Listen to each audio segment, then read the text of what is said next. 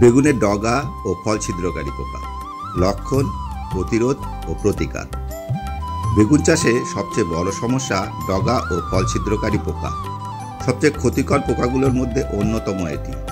এই পোকা সঠিকভাবে দমন না করলে ফলন অর্ধেকে নেমে আসতে পারে। চারা রোপণের 3 থেকে 4 সপ্তাহের মধ্যে আক্রমণ শুরু হতে দেখা যায়। তবে গাছে ফুল আসা শুরু হওয়ার পর আক্রমণের মাত্রা বাড়তে থাকে।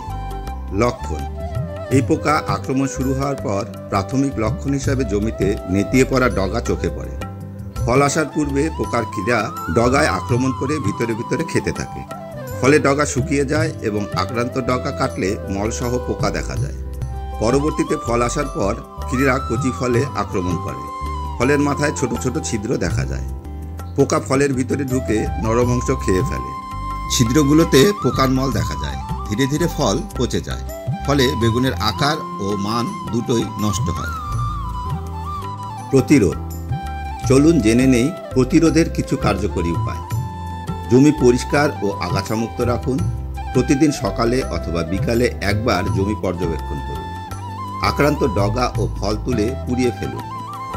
গাছের বয়স 40 থেকে 50 দিন হলে হলুদ ফাঁদ, ফেরোমন ফাঁদ ব্যবহার করুন। মনে রাখবেন, একই জমিতে বারবার বেগুন চাষ না করে ফসল পরিবর্তন করুন। প্রতিকার।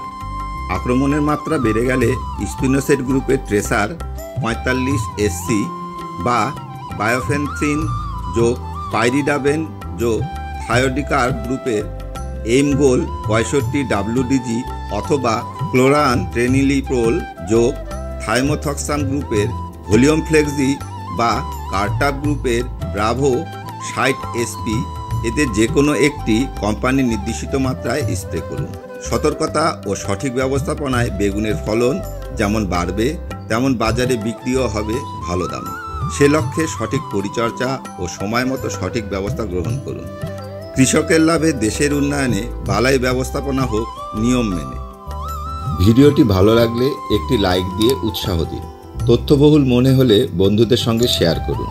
আপনার মতামত বা প্রশ্ন থাকলে নিচে কমেন্ট করে জানাতে ভুলবেন না। আর এমন তথ্যবহুল ভিডিও পেতে আমাদের চ্যানেলটিকে সাবস্ক্রাইব করে পাশে থাকা বেল আইকনটি প্রেস করুন, যেন নতুন ভিডিও মিস না হয়। আধুনিক কৃষি সম্প্রসারণে পাশে থাকার জন্য আপনাকে ধন্যবাদ।